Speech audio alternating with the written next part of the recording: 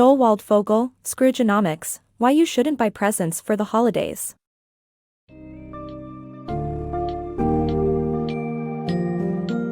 In a Scroogenomics, Why You Shouldn't Buy Presents for the Holidays, economist Joel Waldfogel challenges the conventional belief that holiday spending is good for the economy.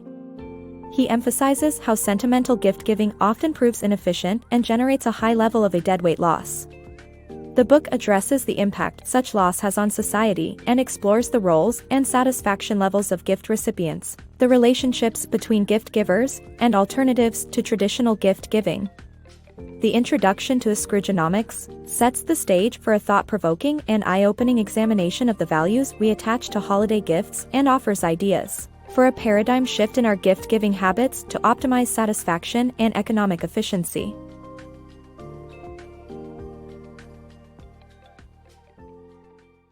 The economics of gift giving. The popular practice of gift giving may not always be economically efficient. According to economists, gift giving often results in an ill-matched item for the recipient, leading to a substantial loss of value.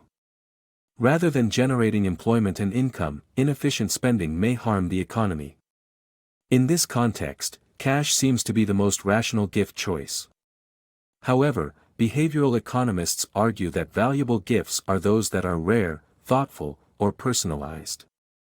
Variables such as taste, knowledge, and affordability are crucial to finding the perfect gift that maximizes the consumer's surplus. Holiday spending trends. U.S. Christmas spending compared to other countries. In December 2007, U.S. spending during the holiday season reached $430 million, mainly driven by the gift-giving tradition. The Organization of Economic Cooperation and Development, OECD, analyzed spending from 26 nations and found that countries in Europe all experienced a rise in December spending. Japan similarly treated Christmas as a commercial event, resulting in a sales increase of 21%. The only exceptions were Israel, China, and South Korea, where Christians are rare. Wealthy countries with a large Christian population such as Norway, the UK, Italy, Finland, and France were among the top spenders, with the US ranking 12th out of 26 countries. The science behind gift giving. A Yale study found that gift giving results in a deadweight loss of at least 13% as the recipient may not value the gift as much as a self-purchase. Personal choice creates 18% more enjoyment than receiving a gift. However, satisfaction rates vary based on the recipient's relationship to the gift giver and their age. Distant, older relatives provide the lowest level of satisfaction, while significant others deliver the most satisfaction. Knowing the recipient leads to greater appreciation of the gift. The economics of gift giving. The act of gift giving is often motivated by three economic rationales: redistribution, paternalism, and altruism. Redistributors take from the rich and give to the poor, while paternalists give gifts that benefit the recipient. Altruists strive to satisfy others' needs and wants. The U.S. government's giving programs usually fall under paternalistic in-kind transfers such as food stamps. However, this approach may not always be efficient, as people may prefer cash over in-kind transfers.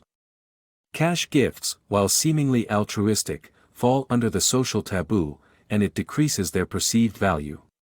If people were open to the idea of cash gifts, then it would make gift-giving more efficient and altruistic. The evolution of holiday spending. U.S. consumers have been spending on Christmas similarly to their predecessors since 1935.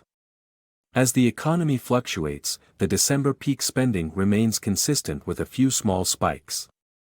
Even though holiday spending has tripled, its contribution to GDP has decreased by almost half. High-income households donate more and at a higher percentage of their income than lower-income ones. Previously, consumers would save up for Christmas, but access to credit has made it easier to spend in December and pay later, with 2/3 of annual holiday spending charged to credit cards. The economics of Christmas gifting. Christmas gift giving is often seen as a harmless act, but economists argue that there may be a hidden cost associated with it. While people make choices based on their own interests, they may unknowingly engage in a principal-agent problem, resulting in a waste of resources. The idealized Christmas gift is one that delights the recipient and strengthens the bond between giver and recipient. However, unwanted gifts can result in disappointment and wasted resources. Despite this, social norms pressure individuals to give gifts, even if it means going against their own interests. Refusing to exchange gifts may result in social consequences. Ultimately, there are trade-offs associated with Christmas gift giving, and individuals need to carefully consider the costs and benefits of their actions. Gifts that keep on giving. The popularity of gift cards has steadily increased in the U.S. from $12 billion in 1998 to $63 billion in 2005.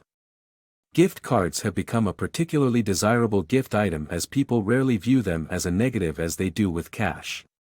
Additionally, gift cards drive foot traffic in retail stores in January, a typically slow sales month. However, many gift cards go unused, resulting in roughly $8 billion in annual waste.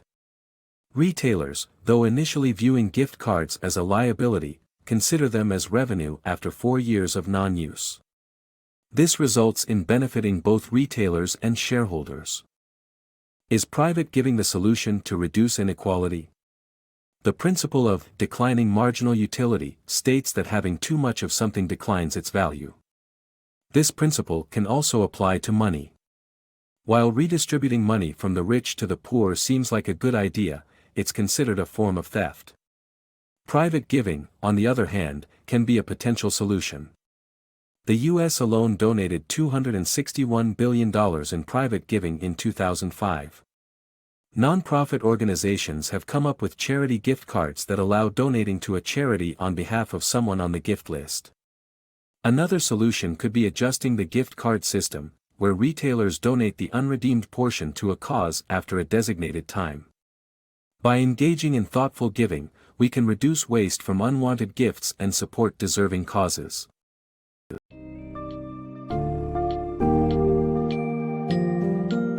Ultimately, Scroogenomics exposes the inefficiencies and lost value associated with sentimental holiday gift giving and provides fresh perspectives on gift-giving alternatives that could reduce such wastefulness. With a wealth of data and insightful analysis, the book encourages readers to rethink their approach to gifts and their consequences for the global economy. It suggests cash, charity gift cards, and tailored gift cards as some of the viable gift-giving options that can reduce the mentioned deadweight loss and improve the satisfaction levels of both giver and receiver. In conclusion, Scroogenomics invites us to reflect on our spending habits during the holiday season, and prompts us to consider how we might direct our generosity in more efficient and effective ways that ultimately benefit society as a whole.